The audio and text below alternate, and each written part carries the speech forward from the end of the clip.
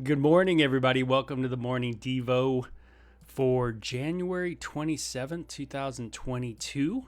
I won't be in tomorrow. I'll actually be on my way today to Rockport, Texas for a wedding. So, yeah, have some good ministry friends out there.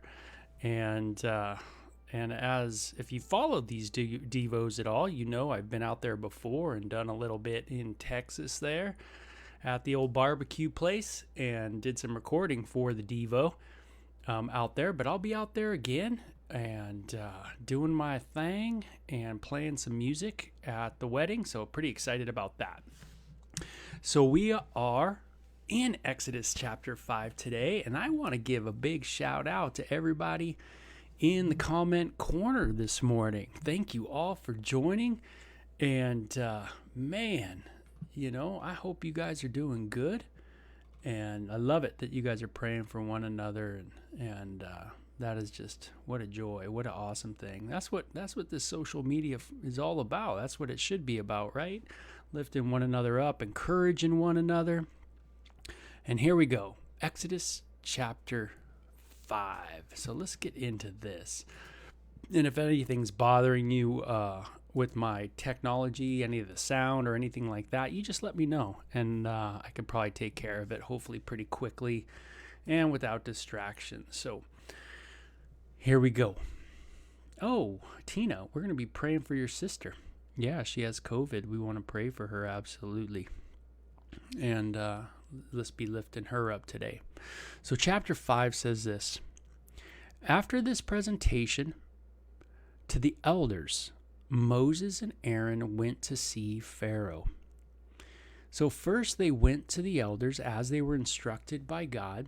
So it's kind of cool. Moses and Aaron are listening to God. They are going, okay, this is what God said. We're going to start doing it. Now, it's been a real tooth puller, for Moses, right? This has been like pulling teeth, man. Really difficult, not easy.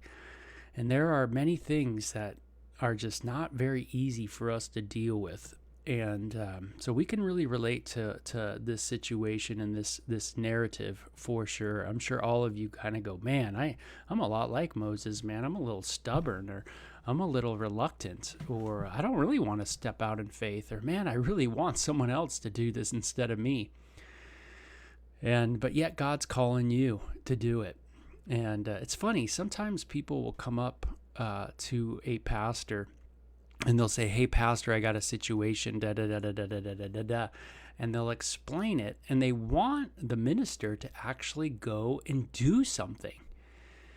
And it's kind of interesting that a lot of times, we at the fellowship will say, hey, well, you know what? You are the person that God has revealed this to. You are the person who knows firsthand what has happened. So guess what? God has put it upon you to do this, to do what you're telling, what you're saying. You need to go to that person, not me. I don't know, what really happened, but you do. You go to that person. And that is sometimes really difficult for people. People just want another person to go and do it for them. But when God reveals something to you, it's probably because he wants you to do something. And that takes courage and faith and a real stepping out. And that can be really, really difficult. So I do want to say good day to my mom out there. Bob says good day to my mom. And hey, yeah, that's right. Good day to my mom. She's in the house too, which is great. So it says, we bring you a message from Jehovah. Now they go to Pharaoh. It's got to be a pretty interesting time for Moses for sure.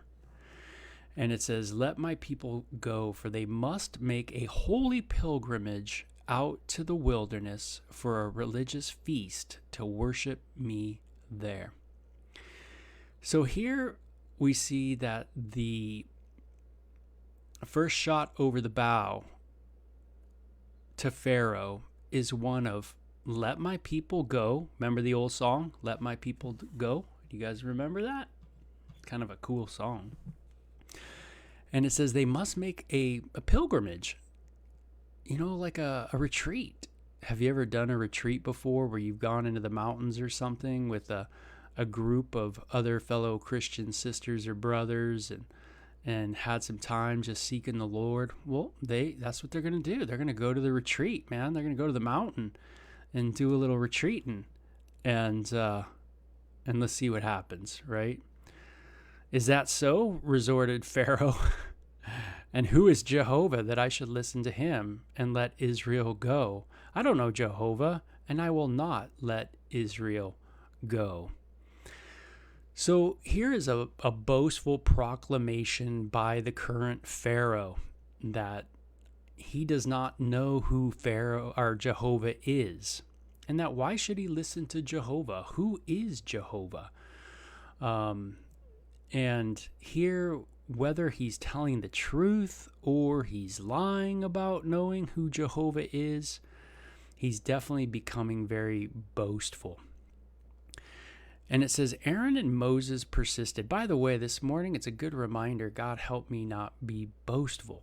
Man, is there pride in me. Holy cow. And man, can there be boasting going on with me? Absolutely. Too much, right?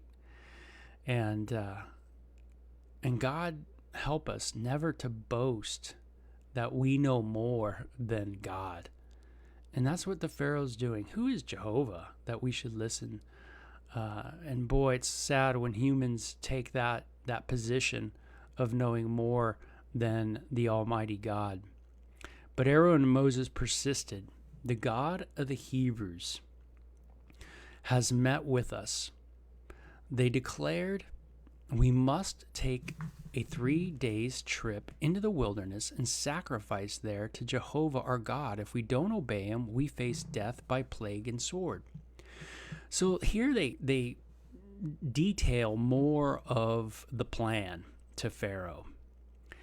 And they talk about Jehovah as being the God of the Hebrews, and that he has actually met with us, and this is what he's declared. Now, when we meet with people, it's always nice when they understand where we're coming from. But we have to be very keen to the idea that they might not know what you're talking about when we talk about God. And God help me to be very aware that when I talk about God, so in a sense, flippantly, God is a part of my life and has been for a long time.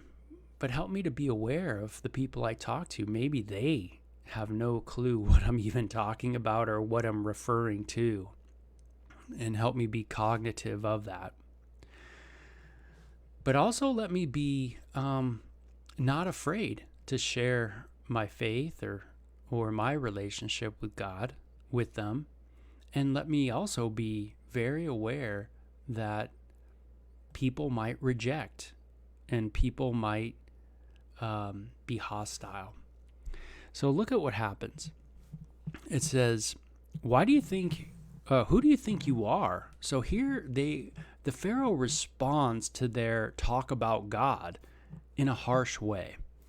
And you probably relate to that. You've probably talked to people about God before, and you probably had maybe a real negative response to it. Well, this is Pharaoh's response. Who do you think you are? He shouted, distracting the people from their work. Get back to your jobs. Why are you disturbing the workforce that I've created? Why are you disrupting the economy? Why are you disrupting our lives and their lives? Why are you creating such a problem within us government people? We want to stay, kind of fat and happy, kind of thing. We want to stay kind of in our kind of nice place in our positions. Why are you coming to bug us? Why are you causing this distraction? We have a job. We have a work mill going on here. Why are you interrupting that? Don't you see that we're building great things? And don't you see what's going on in the community, the infrastructure that's being built in the country? I mean, don't disrupt the infrastructure and this thing that's going on, this wonderful economy that we have happening. You can hear just Pharaoh shooting the news out to them, Get back to your jobs, he says. That same day, Pharaoh sent this order to the taskmasters and officers he had set over the people of Israel. And he says to the taskmasters and the people that are over the officers, don't give the people any more straw for making bricks. However, don't reduce their production quotas by a single brick, for they obviously don't have enough to do, or else they wouldn't be talking about going out into the wilderness and sacrificing to their God. Load them with work and make them sweat. That will teach them to listen to Moses and Aaron's lies. So what does the Pharaoh do? Sometimes we'll go to a person and we'll share, and it just becomes more difficult. Now, it's interesting because this really is a chapter that teaches us to be persistent in our faith. Persistence, to continue, to keep moving forward, even when it is difficult, even when there's incredible challenges ahead. Now, we know God has a plan. One of the signs of God's power over this situation that he's already told Moses about is that he's going to harden Pharaoh's heart. And he's going to move Pharaoh. He's going to do a work. And it's going to show God's power to not only Pharaoh, not only Egypt, but also to the Hebrews, that God is truly God. And even though God's given us a promise, and Jesus says that, hey, man, I'm with you, that my burden is light, my yoke is easy, my yoke is light, my burden is easy, come to me, I'm with you, I'm your friend, Jesus says. You're no longer servants, but you're my friend. I laid down my life for the sheep. I have overcome the world. Don't let your heart be troubled. Think of all the things that God has promised to us, right? I have overcome the world. Jesus has overcome the evil one, everything. Sometimes we are in the conflict and we can lose sight of the promise and we can simply run away. And Moses and Aaron could have at this point just went, you know what, this guy's making things difficult. And as things become difficult, I'm just going to kind of give up and I'm just going to move on. And, that is not what Moses and Aaron were called to do. They were called to do a job. And they are going to be persistent in it, which is awesome. They're going to continue to do it. And that's something we have to remember, even though the powers that be might say, no, you can't do that. You're not supposed to do that. We have to fulfill the call to which we've been called by a higher government, and that is God. We have to trust God and be courageous. And we obviously need to be empowered by the Holy Spirit to be able to do that and to stay courageous in tough, difficult times. But I love that idea of just being persistent.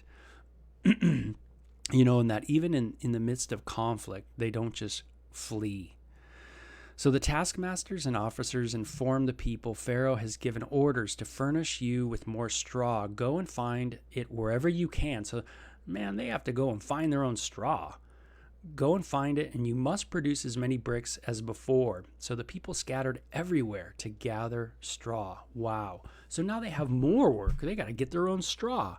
And so now when they're done their work, they have to go find out the straw, get the straw, come back, make the mortar or whatever, and then, go on with their building projects. So it's like not only do they build, but they have to, in a sense, manufacture their own material. So quite a job. And so sometimes things become harder, and maybe you're in a situation where things have become a little more difficult, and yet God's telling you, hey, just press forward, press on, trust me. And it says the taskmasters were brutal, Fulfill your daily quota just as before, they kept demanding. Then they whipped the Israel work crew bosses. Why haven't you fulfilled your quota either yesterday or today? They roared. So things just get worse and worse. And those Egyptian taskmasters just keep at it. And they keep trying to fulfill their orders that were given to them by Pharaoh. And they just keep coming at the Hebrews. And it says these foremen went to Pharaoh and pleaded with him. So they obviously didn't think this was a great idea. Don't treat us like this, they begged. We are giving no straw and told to make as many bricks as before. And we are beaten for something that isn't our fault. And it says, it is the fault of your taskmasters for making such an unreasonable demands. So they stand up to the Pharaoh. Sometimes we got to stand up to that power that be, right? And it says, but Pharaoh replied, you don't have enough work, or else you wouldn't be saying, let us go sacrifice to Jehovah. Get back to work. No straw will be given to you, and you must deliver the regular quota of bricks. Now we see God doing a work. God doing a work in how he is hardening Pharaoh's heart. Pharaoh's heart is going to get calloused, man, to the core. But yet God is doing that work, and that is a sign of God's power. God's power over human beings. Do I believe that God has power over human beings today? Or do I believe he doesn't? Do I believe that somehow God doesn't have the power to do it? And like we've talked about before, God is able. And remember, the Hebrew people have kind of lost touch with their relationship with Jehovah. And they definitely need a spark. Have you ever felt like that, where you kind of needed a spark in your walk with God? You kind of felt a little dry, or you've been, just working under the taskmasters of the world, and you've just been so busy about, your labor, that you really haven't enjoyed just Jesus. You haven't enjoyed God. You haven't adored God. You haven't been able to. You've been so busy, just again under that taskmaster, and But God wants to do a work and do something that really shows His power in your life. That He is doing a work there, and that's what's happening. This amazing work is taking place. Evie says God is able. Yes. Absolutely. And so the foremen saw that they were indeed in a bad situation. And when they met with Moses and Aaron waiting for them outside the palace, and they came out from their meeting with Pharaoh, they swore at them, "May God judge you for making us stink before Pharaoh and his people," they said, and for giving them an excuse to kill us. Here you have now the people, the workforce, if you will, the bosses, upset at Moses and Pharaoh, bummed at them. Things aren't going too well, right? Moses and Aaron thought probably things were going to go smooth, but how often do they not go too smooth, right? How often do things kind of happen and it's kind of rough? It can be a little bumpy. People don't take things right. People get off the mark, right? People blame. This is your fault. You're doing this. It's you guys out there. You're the one who's messing things up. You're the one, and you can start blaming people and making people to be evil. And this can happen on large scales and governmental scales where they start demonizing people, right? Oh, it's you guys that are messing everything up. If you just complied, then everything would go well. Moses and Aaron, why don't you just comply? Why don't you just let the Pharaoh do what the Pharaoh wants to do? If he wants to enslave the Hebrew people and make them a workforce, some kind of, system, some kind of socialistic work system, of Egypt to build the infrastructure of the country, let them do it. Why not let them do it? Why disrupt it? I mean, at least they got a life. At least they're living. let them live, that kind of thing. And, it can feel, probably for Moses and Aaron, they could really feel like, yeah, man, maybe we are messing up. Maybe we are disrupting things. Maybe things aren't so bad. And you could start forgetting just how bad things really are, right? Because people are complaining that you're trying to upset the apple cart.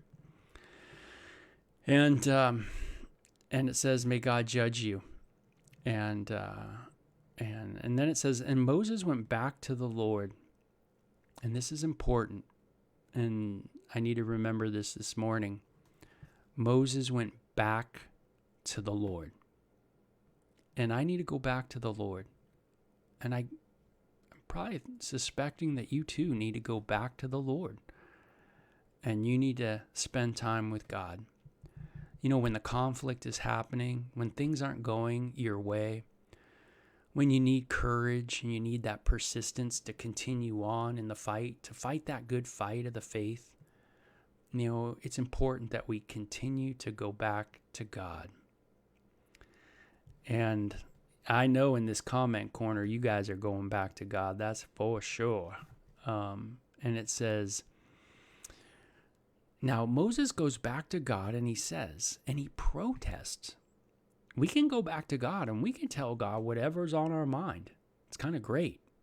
God is big God. He can take mine, yours, ours. He can take all of our complaining, and he can take our disappointments. We can be honest with him. And he protests, how can you mistreat your own people like this? Wow. Moses says, man, I thought you're God of these people, man. Why don't you take care of them?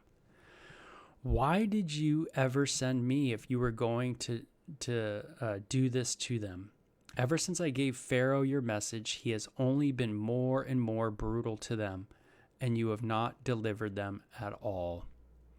So some time has passed. We don't know how much time has passed, but you get the idea that Moses is just fed up with it. Have you ever just been at that place where you're just fed up, where you're just like, I can't take any more of this? God, you need to do something. Now, it's interesting that God already told Moses that, hey, I'm going to harden Pharaoh's heart.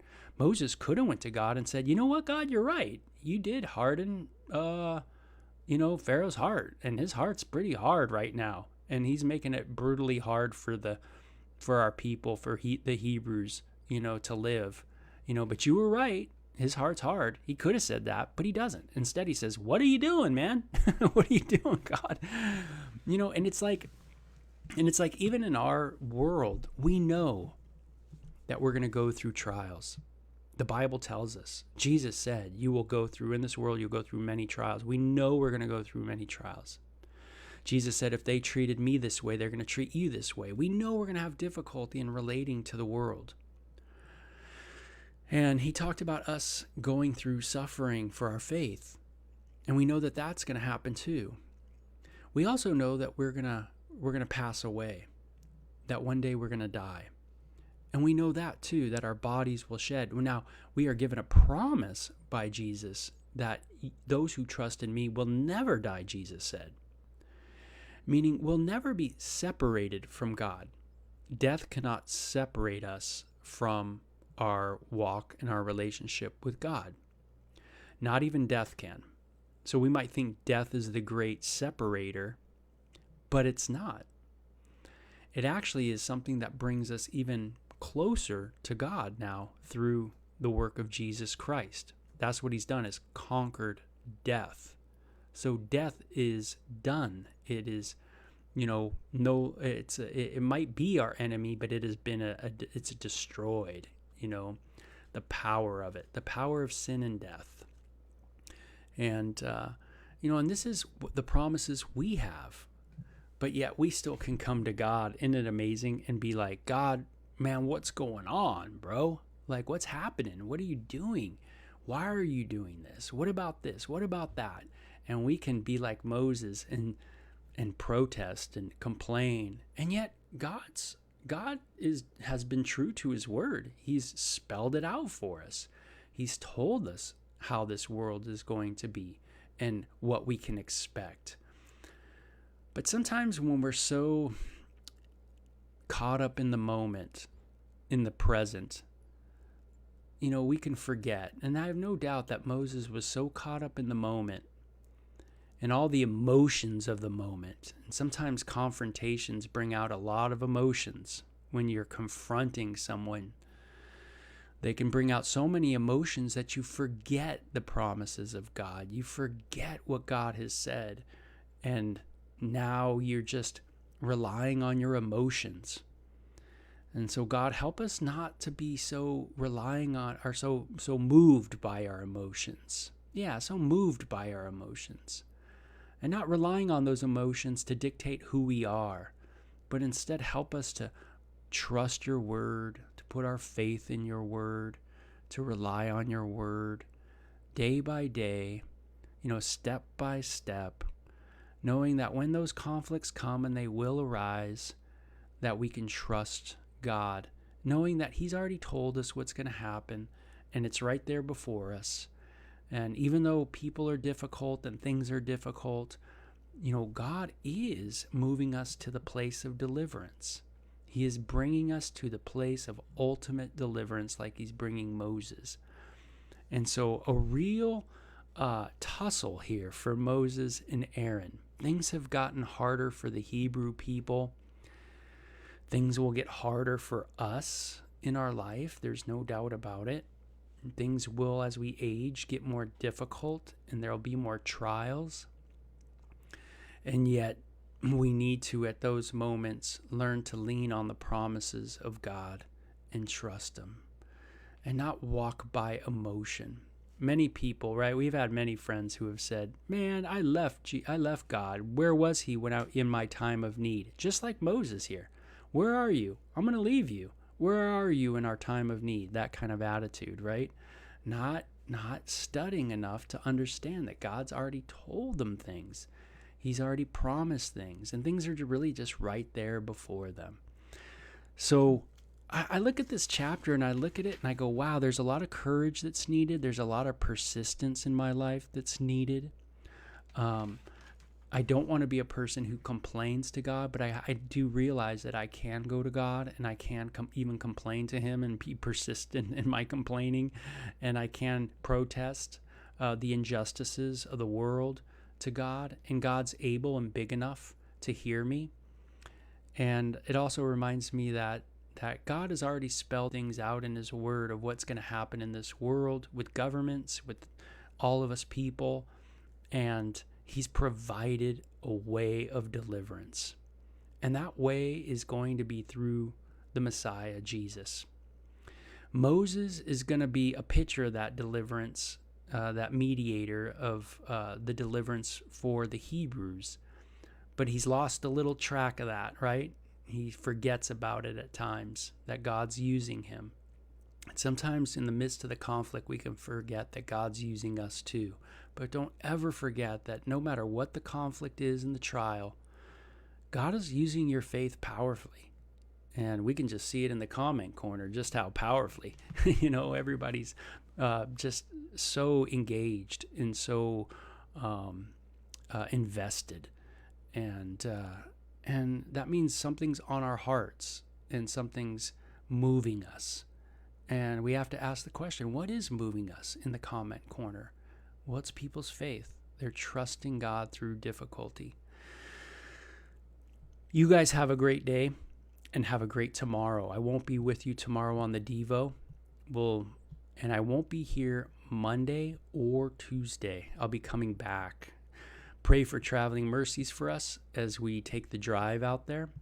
And as always, man, it's just a blessing to share the word and get in our Devos together. So be well and take care. Bye-bye.